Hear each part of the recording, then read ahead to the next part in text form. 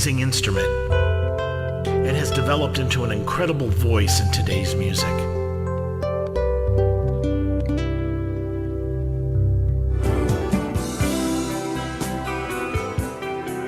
So many types of guitars, so many styles of playing, all sorts of gear. How does one make their voice be heard as a guitarist? My name is Jeff Floro, and welcome to All About Guitar, where we talk tone, we talk technique, we talk gear.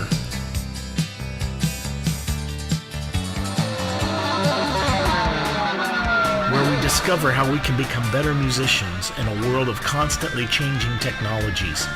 Where we take a good look at everything guitar, and sometimes not exactly guitar, but just as important, so we can be more successful as a musician in today's music scene. So sit back and relax, and let's explore all about guitar.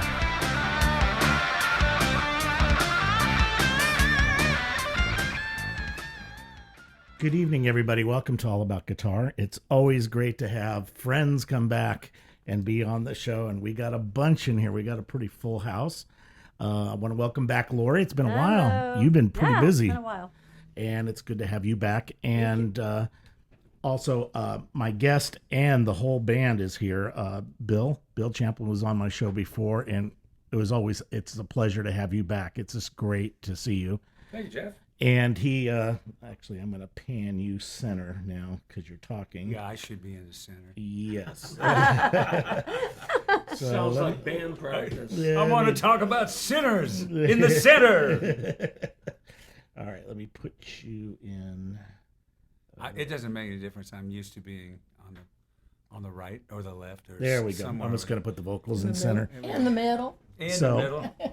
He had come on before, and we had talked about his career and also the Sons of Champlin, which I'm going to do a little sidetrack here. In the back, hiding in the back over there, he's the guitar player. He's played with the Sons of Champlin. I want to welcome Carmen Grillo. He's been on the show too. I've had him on, and great guitar player. It's great to have you come and just hang with us for a little bit. I know he's going to leave in a little while, but Yeah, the minute we start talking. Yeah, the minute we start playing. Heard all those stories.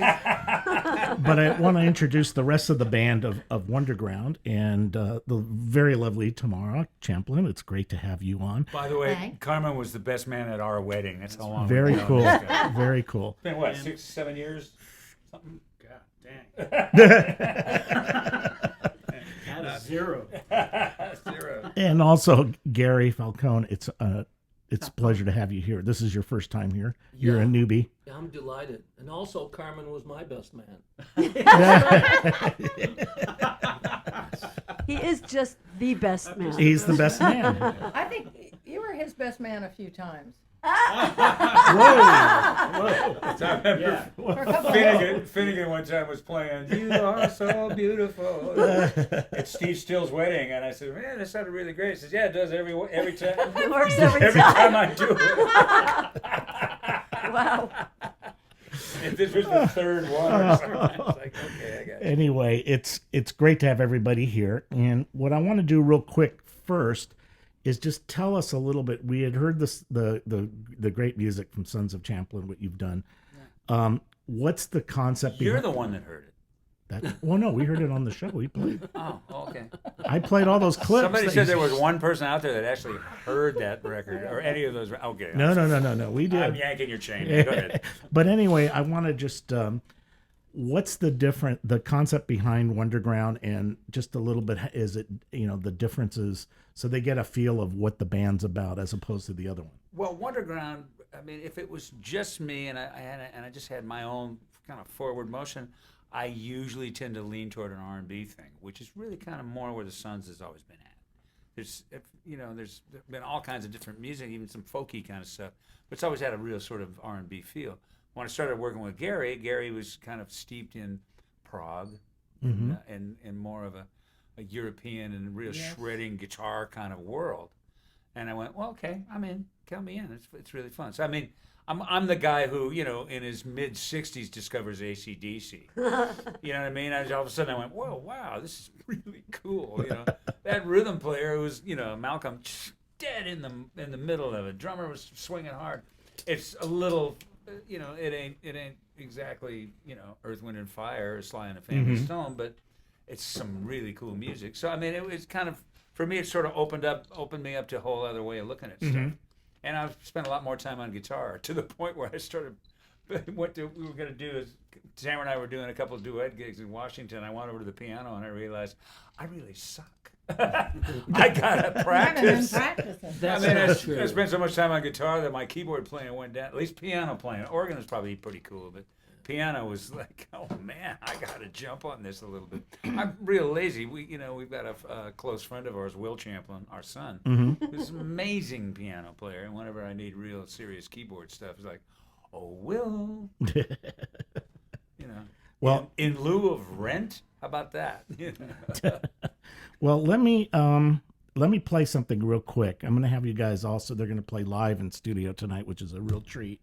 But I want to go ahead and play something. I think I'm going to go ahead and play Love Knows, and it kind of gives you an idea of the way they arrange and stuff. What I want everybody to take a listen to when they're listening to the clips is how there's a lot of rhythm guitar parts. There's little parts doing little things, and they kind of counterpoint each other.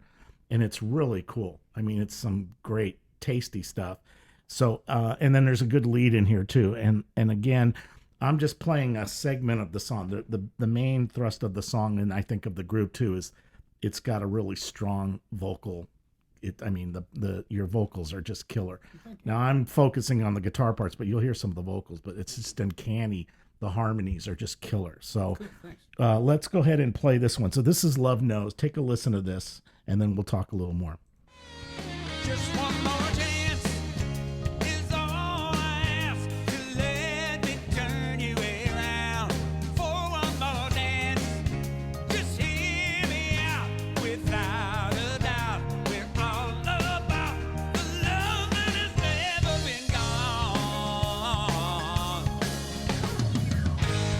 Love knows more than we do. Only a fool turns her back on her heart when it's starting to feel. Love shows on your face.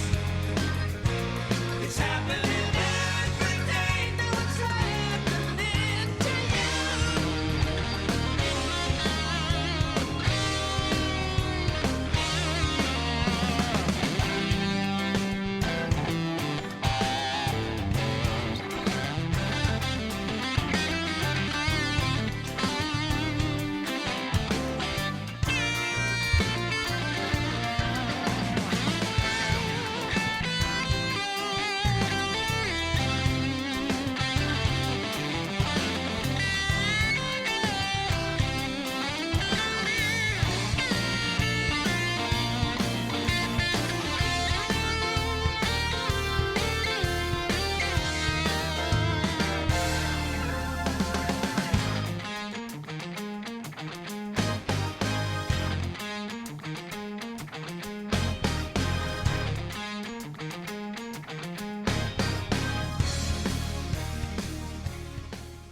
I apologize, Carmen. I don't have any more headphones.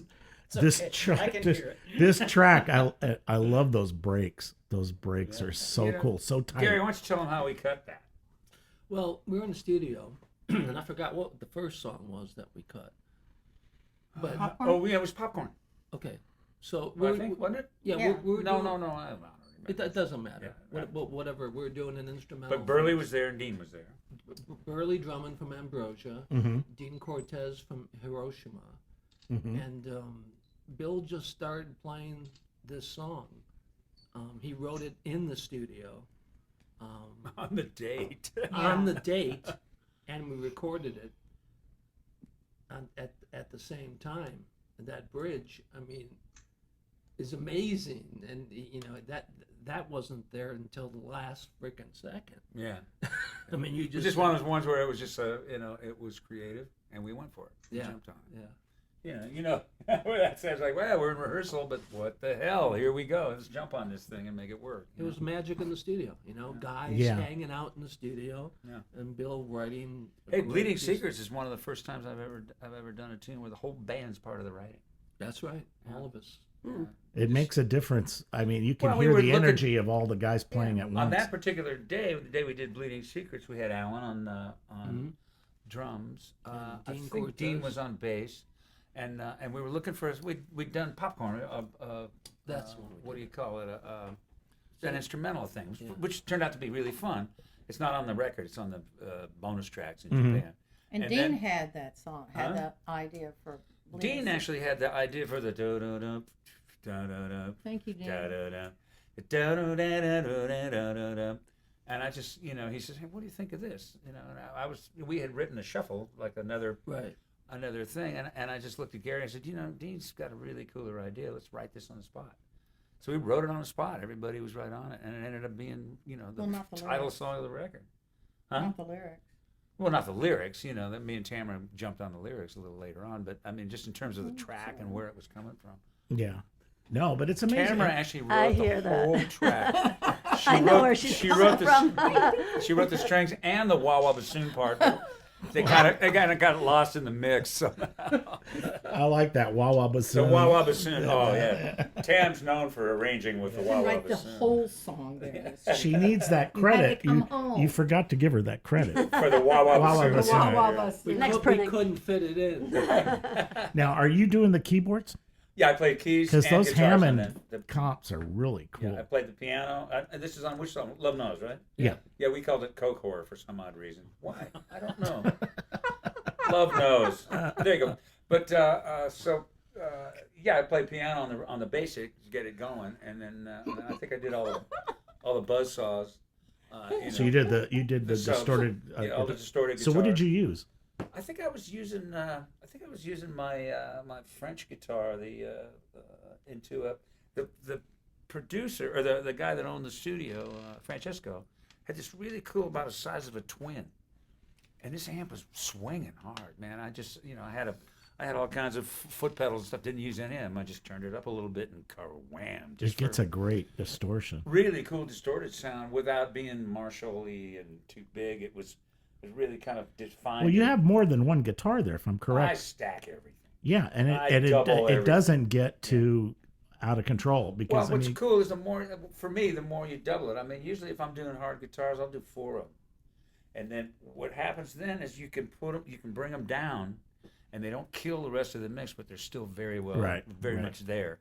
If you have one, you got to have it kind of up with the singer and stuff like that. What's cool about doing that way, you can spread them out on the left and right. Even if there's only 2 of them, you can still put them left Right. and right, and you got all this room inside for things like songs and singers and it bass- lays into the track and more, bass drum, which is really what this whole thing's about.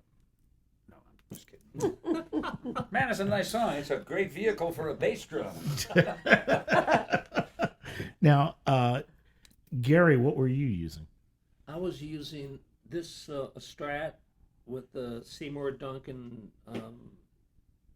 What are these? Hold the called? guitar up. pickups. Treble pickups. Go ahead and hold the So guitar up. Crazy. They would be pickups. 2 single coils and a Seymour Duncan, whatever the hell it is. Humbucker. Humbucker. There you Thank go. That's you. what it is. Yes. And a 1973 Marshall Super Lead 100. Oh, nice. Yeah, and that's all I used. I plugged this straight into the amplifier, and that's the sound of the solo. Now, a lot of the stuff on the album we recorded at my house and just using guitar rig. Right? It's a pretty cool thing. I found some. We found one the other day that's like sounds more like an amp. Yeah. Usually they sound a little weird, but we go ahead and reamp them into his Marshall.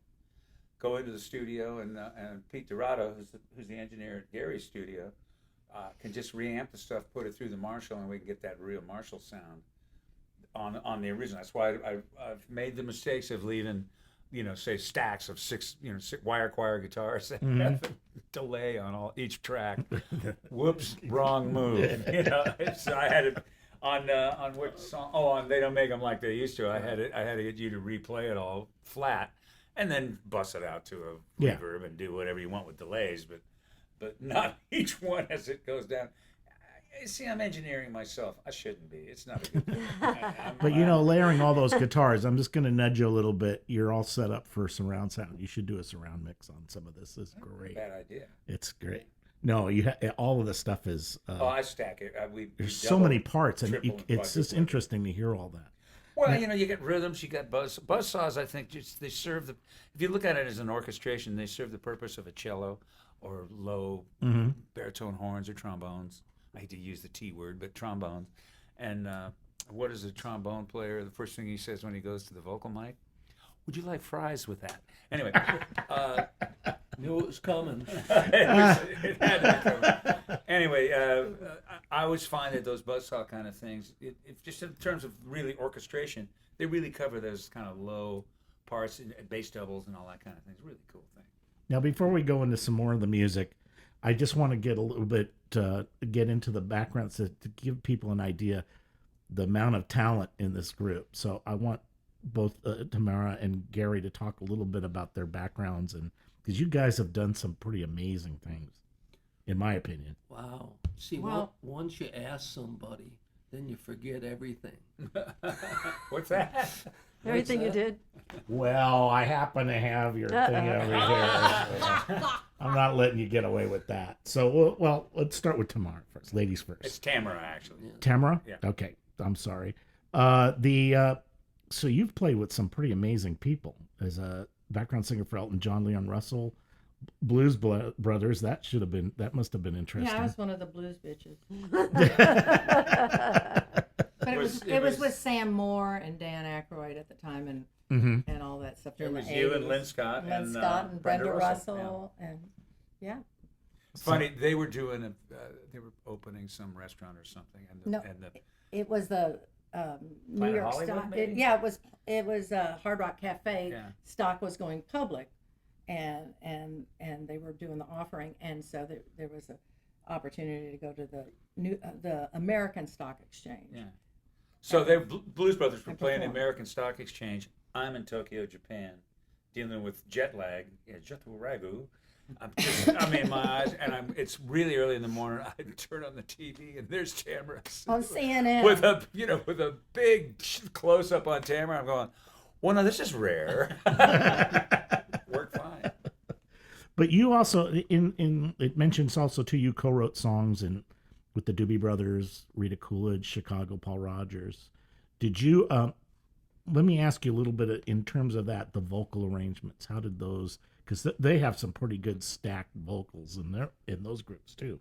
Well, Did you have a lot of say in that? I think whatever I wrote with them, they would just I think they covered my songs. I didn't write with any of.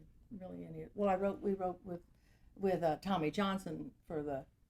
Yeah, The for Doobie I Brothers think it was thing, the that- sibling. But mostly I rivalry, write right? lyrics and things with those. on She those. wrote a song called Higher Ground. Yeah, Higher Ground, and then and the Chicago song we did, Bethlehem. Bill and I wrote Bethlehem, those lyrics and stuff. Mostly what I would do is write the lyrics on those songs, and if somebody was doing one of my tracks, it was something that I cut and I just I either stacked it or I produced okay. it at home myself, and they would cover it. But So let me turn it back to the band. So when you guys are doing your own stuff, who does the vocal arrangements? Bill, Okay.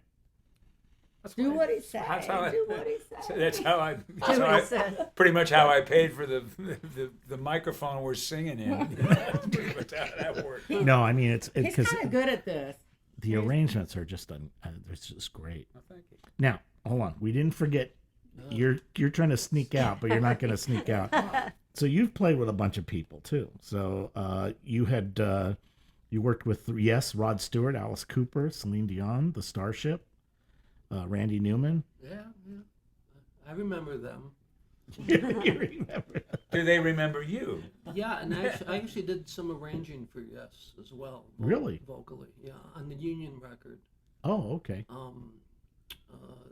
It was me and Ian Lloyd that did a lot of the backgrounds on that record. Oh, okay. But which section of Union was it? Well, I was hired to do Bruford, Wakeman, Howe, and whoever. And, Okay. And whoever, Anderson. It's guitar vocal arrangement. Because the album was Yeah. like two factions. There was Yes. Trevor Oh yeah. and And then we put them all together. Because, Yes, not yes. I think it was what Yeah. people were calling yeah.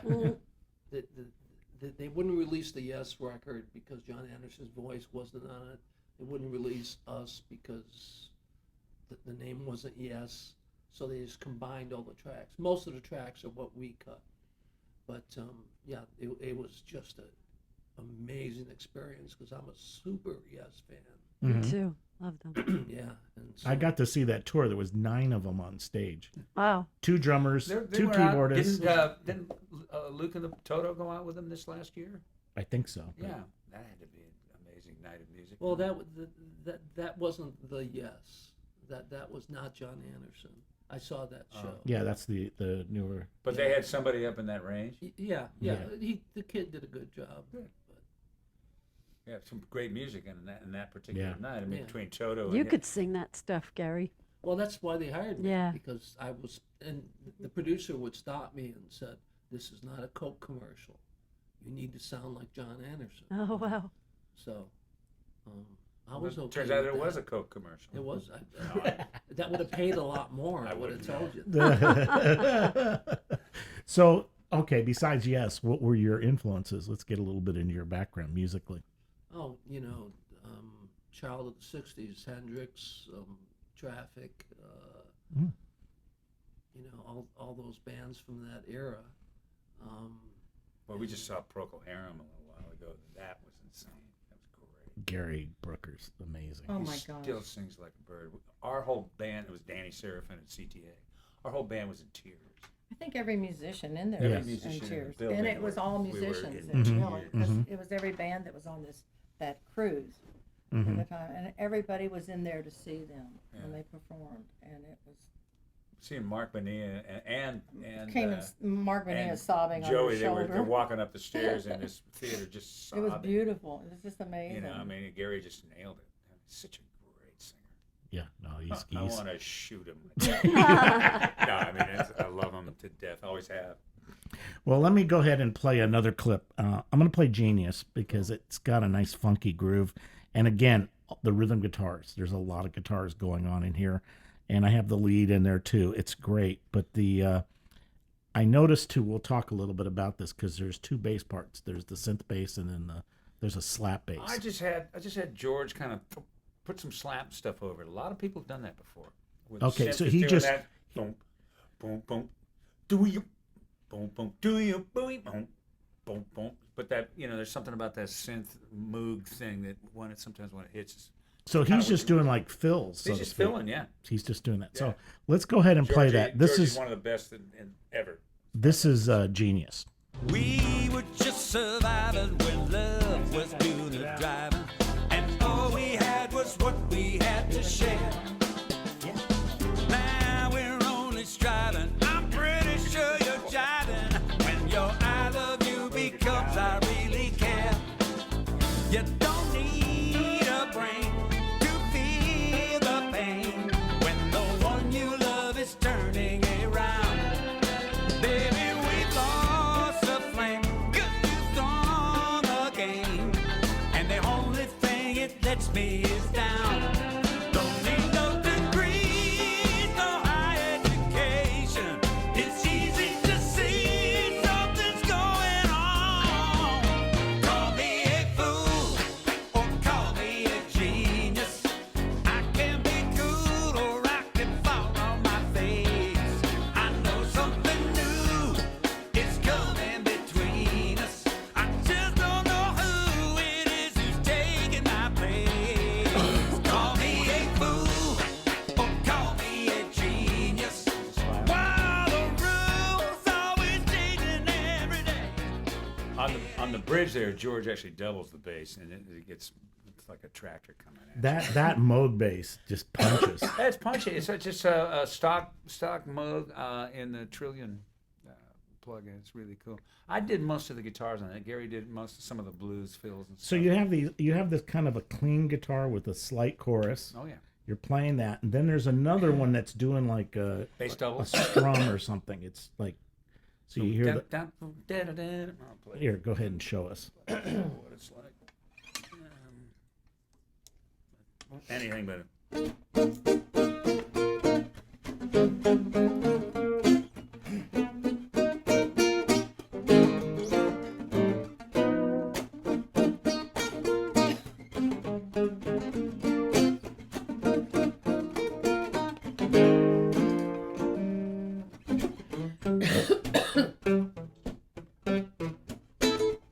and then I have the one.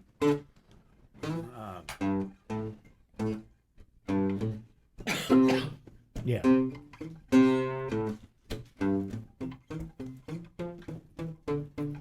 Just doubling, it's up an octave from the bass, Yeah. just to add a little bit of definition. Now you're using a Strat there?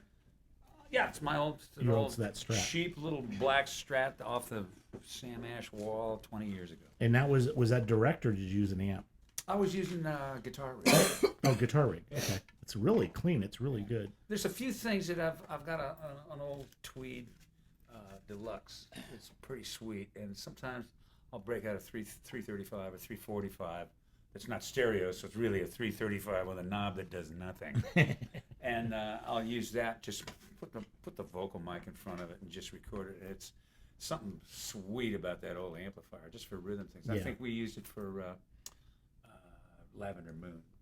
I used on rhythm guitar. Yeah. We did that. I don't know. We did it on CWF, and Peter went, "What kind of plug-in is that?" I said, "Well, I plugged into an old Deluxe and put a microphone in front of it." I'm not a great engineer. That's where I, Well, you're getting good tone out of that. Usually, setup. anytime something's happening, it's really good. It's usually we'll take it to. It'll either be Pete Dorado over at Gary's studio, or it'll be Alan Hertz, who played drums on almost all of this. Oh, really? Burley Drummond did a lot, but Alan Hertz was a great drummer. He was with Scott Henderson and Mike Landau and a lot of different things. Alan's amazingly talented drummer and one of the best mixers I've ever heard. Mm-hmm. I mean, he really has. He's got the gear that makes Here's what it sounds like now. Pushes one button, is like, whoa, dig that. When you hear how much bottom is on the bass parts. Well, that song Almost everything. especially, like if you listen through headphones, you can hear it. It's like- There's very little Fender bass on the whole record. I did mostly keyboard bass. If it wasn't a Moog sound, it was a bass sound. I think I have one thing where it's like full range Fender, full range Fender, and I think it's a Bissonette. I Oh, think okay. it's- Yeah. Bill did do the guitar solo on that song. Oh, you did. So Yeah, you're doing no, all those. It's so beautiful. It blew me away what he did. Now was that guitar rig too, or did you use the? All the right. Yeah. Oh, okay. So all the All the- blowout guitars too. Oh, yeah, everything. The guitar, the little licks and fills are really cool. Well, now that's me. Oh, now you're confusing me. I had nothing else to do, so he did the guitar solo. So at the end, he said, Well, the solos, Said that's noodle. really more of a solo lead.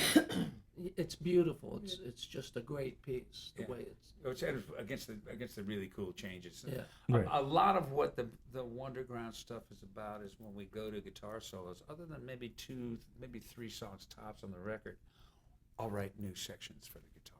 Right. So we can tell a story in another key. Like look at the thing that happened with Love Knows. We went to that thing. I just kind of happened on it in the studio, and I think Gary went, "Ooh, that. What was that?" That's okay. Well, let's follow that up. And that's where we ended up, having a whole other section for guitar, Yeah. which is really cool because it's. I guess maybe I get bored, and I want to change it up. The guitar solo on Light Up the Night is insane. It's beautiful. Really, really cool guitar solo. Thank you. Yeah. No, all of the stuff's really tasty. There's and whether it's plugins or real amps, you're getting the tone. The tone is great. Well, lately we've been on the new stuff that we're doing the next record. We're reamping a lot of the hard guitars because it just kind of sounds better with the room and that old Marshall. Again. Moving It's air, just- yeah. physics. It's Yeah. physics. It's Yeah. just the nature of it. Yeah. It's not just the sound, but you're getting some push on it. Let me know. I know you have a little bit of a tickle right now. I was going to have you guys, if you're ready to sing, let me know. Otherwise, I'll go ahead and play another clip. Go 'cause ahead I and play another one. Okay, what I'm going to do is I'm going to play. This is one of my favorite cuts. This is a pretty involved arrangement. This is Imaginary Friend. and we'll talk about the different guitars. There's 12 strings, and at the end of this clip is a string quartet playing, and then there's a classical guitar. And listen, That's this guitar here. it's that guitar. So listen to because he's doing these really, it's not very complicated, but the classical guitar playing against the 12 strings, it's a really cool thing that's going on there. There's the interaction, and it kind of shows what I'm talking about, that type of the way you arrange where the counterpoint between the guitars, it really kind of makes it much more interesting to listen to. So let me go ahead and play Imaginary Friend. Here we go. I'm reminded of you. A touch of a hand takes me to Neverland, beyond new and old, so fearless and bold. Oh my. Every dream can come true. Every day's a new start. If you follow your heart, you'll never grow old. Never do as you're told. Oh my. Now that we're safe and sound, we'd sail away. Time always turns around. Love has found me once again, just like an old familiar friend, waiting just around the bend for today. I can hear your voice again, my imaginary friend, and your message to the end. Don't be afraid.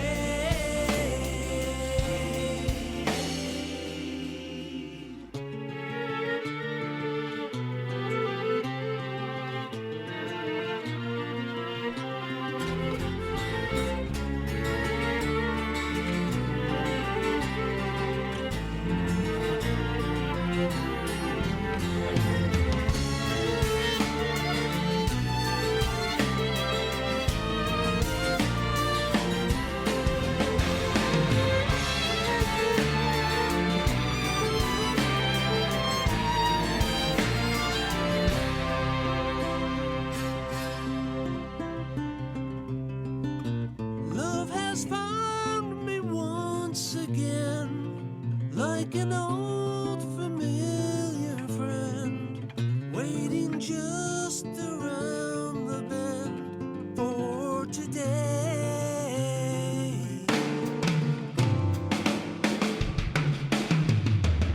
I can hear your voice again, my imagination. I love your breaks. Because you do like, okay, bum, dum, dum, and you're ready to go. Okay, so you're going to go back to the verse, No, and then you doesn't just go throw this extra Well, you bar. know what's kind of weird is Burley hit the drum fill in the wrong place, and it was one of those magic things that I just went, fuck. Keep that. I'm loving this. We wrote it that way. I'm loving how this is working. So I said, let's see if we can get as much of that Phil Collins. Boom, boom, boom. Yeah, he's See? hitting. So we dug around forever trying to make that happen. You know what I mean? And actually, Alan kind of ended up. It's a nice touch right after all of the strings, and then all of a sudden you just get this. It's just rude. Yeah. Boom, ba boom, ba boom, Yeah. and into the song. And there's in the second verse there's these boom, which I had Burley played on the toms, but then I went around and found a bunch of other samples of some boosh, these really big things, and I just put them on top of it so that when he hit the tom-toms, it was like tom-toms. Yes. A big giant thing. And those are that's all just tricks, I mean. Oh no, but it sounds great. I mean, it's got a lot of what bottom. makes really cool records. I know our son Will is like an Ableton freak, and he's doing all these crazy things. But man, when he goes for a trick, it's so cool. It's just something like, oh my God, where did that come from? So I made it with my voice, and then I just washed it out and made it this crazy thing. And the next thing you know, it's like Barry White or James Earl Jones is on this little record. Going, wow, dig that.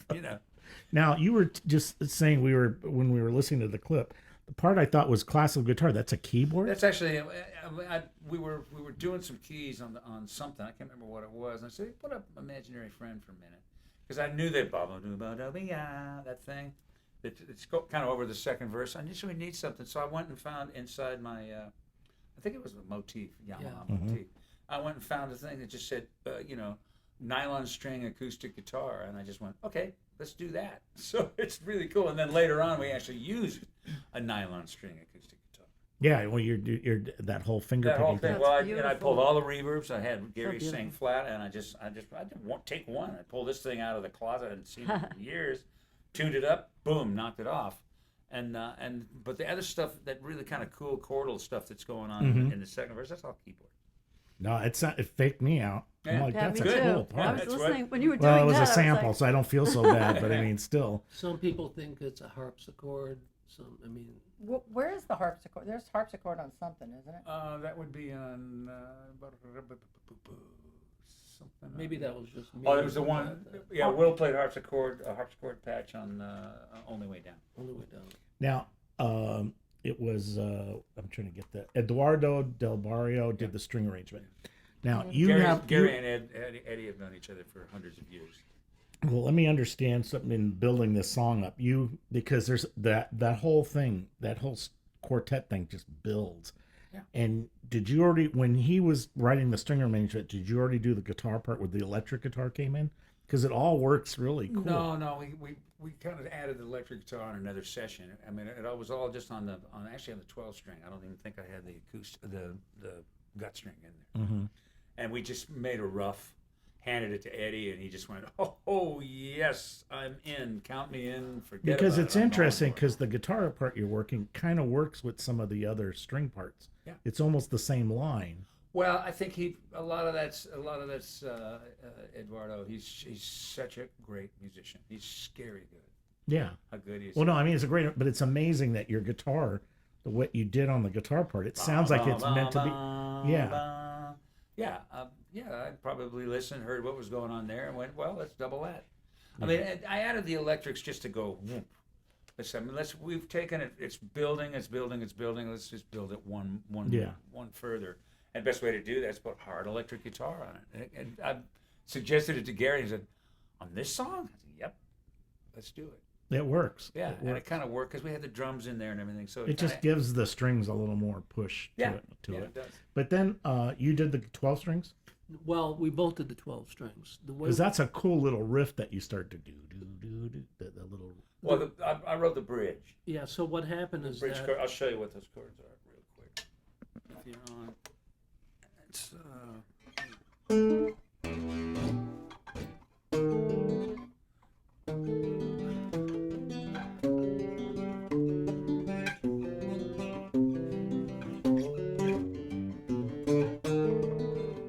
Oh, that's there. right. He wrote it.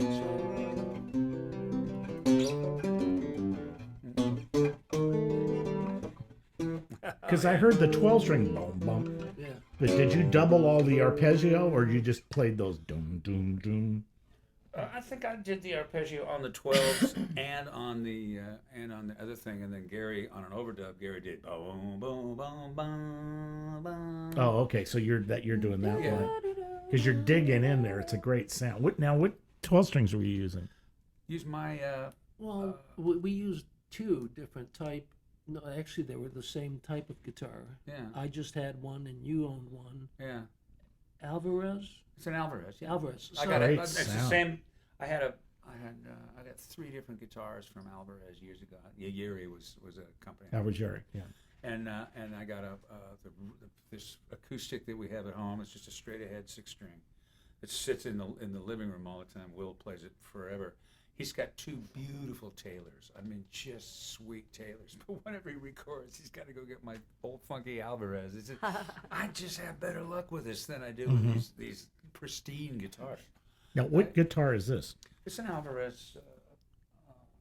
That's an Alvarez too. Yeah. That's a beautiful sounding guitar too. Is that a Yuri one Huh? too? One of the Yuris? Yeah, Alvarez Yuri is the Yeah. same company. Yeah, they've So that's changed. one of I the think they've 3. changed now, but that was the Yuri original. is the name in Japan. Yeah. You know, had another one. Well, one of the 3 that you got it there. Yeah. So me and Bill are both playing the 12 strings, but how it happened is I had the idea for the verses. Which is this business. Yes. It's down. It's all down a half step. And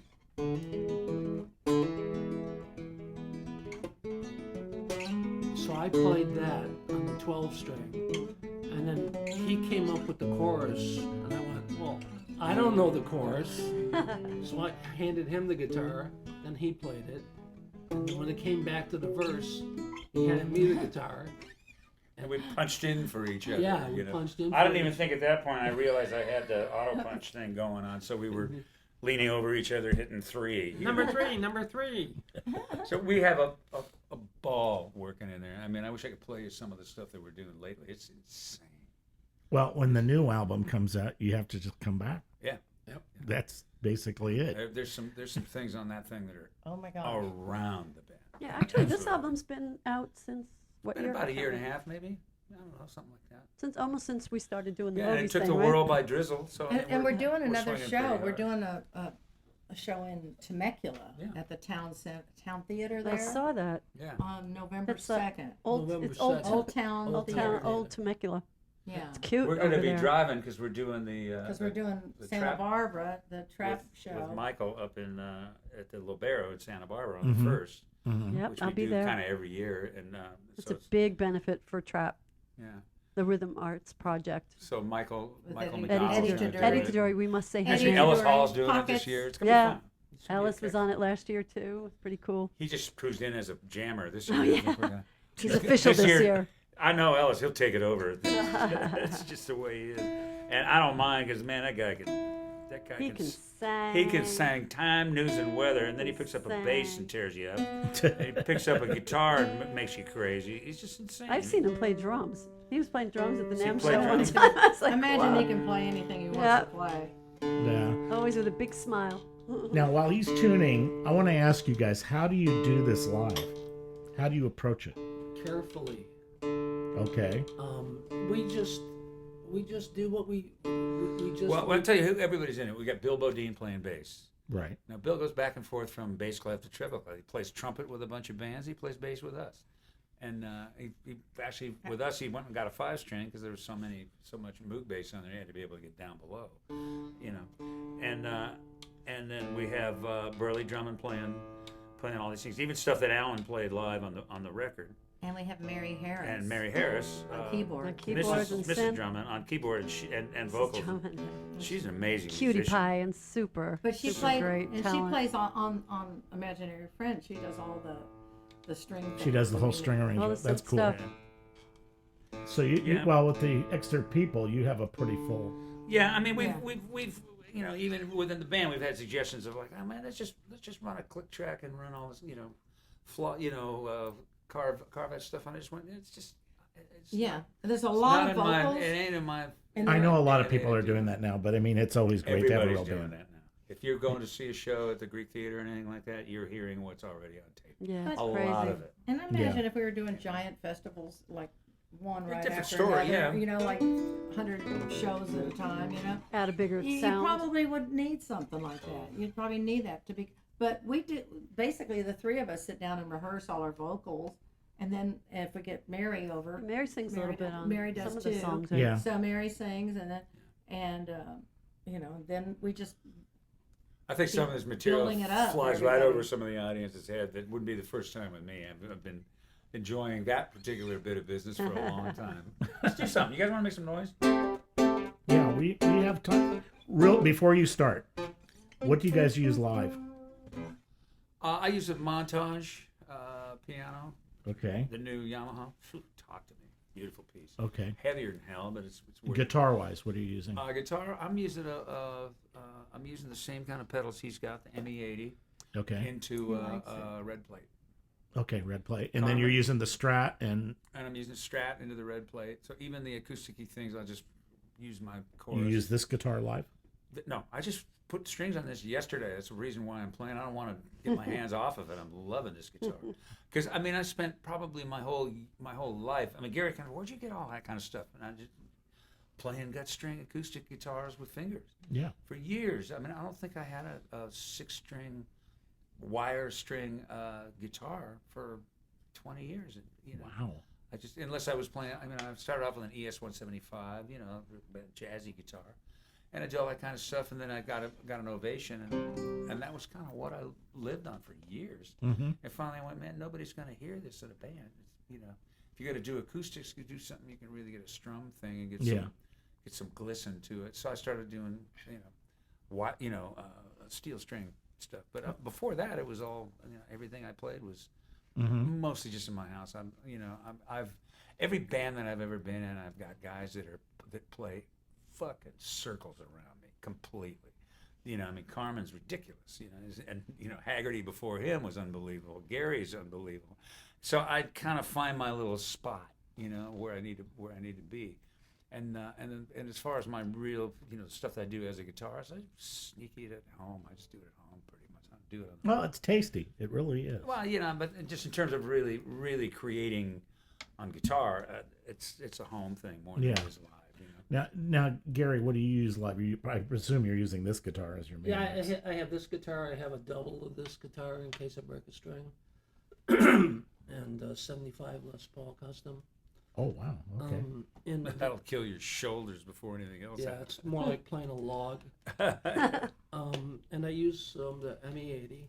And for most of our gigs, especially the smaller gigs, I'll use a Fender concert amp, Rivera. Oh, 80s. nice. Yeah. I've had him on the show. Great amp. Celestian. Yeah, I got one at my house. It's a too. great amp. And if we do bigger shows, you know, I'll use the Marshall, 1973 Marshall Super Oh, Late okay. 100. And I'll use it, sometimes I'll use it in combination and just have an Yeah. A-B switch. Oh, that's very cool. Well, I'm going to give you enough time to do a good full song. So before we start, Well, give is us this the song we're going to do, or do we got another one? whatever you're going to do is you can do the whole song. I'm going to give you like 4 or 5 Okay. minutes so you can do So it. guys, let's go ahead and do Chagall. But real quick, let's where you guys announce again where you're playing, what's going on. This you can buy pretty much everywhere. Yes. Amazon, iTunes. Yeah, CD Baby's a good spot. Their Okay. gigs. Our gig. Their gigs. BillChamplin.net/shop. Yeah. Okay. And we'll just sell No, it to you. BillChamplin.com. Oh, yeah, BillChamplin.com/shop, and we'll send it to you. Steve Picaro just texted Oh, me sweet. and said thank you for the little, you know. Sweet. Well, I had some news that, you know, we booked Mark Bonilla's band at Bogies, and I heard Steve was going to be on the show. Oh, cool. Yes. Hey, yes. he was supposed to Well, come Steve, play with us. Mark did all this playing on guitar the- stuff for Steve when he was doing Justified. On Oh, the yeah. 27th at Should Bogies? do that song. I think we're playing Bogies on the 27th of November. No, the 24th. That's what I meant. I don't know. I had asked you. I think it was It's the the 24th. she's right. 24th? Because I thought I looked And it Mark up. Bonilla's on January 26th. Okay. And then Carmen's going to play. Everybody, it's a whole family thing now, you know? We're talking. Okay. This is Dreaming of Chagall. Written by Tamara Champlin. Sending out a message straight through the night, across the universe, beyond the speed of light. Waited for your signal, wasted all my time, underneath your window, just for a sign. I crash outside your door, face down on the floor, in the backseat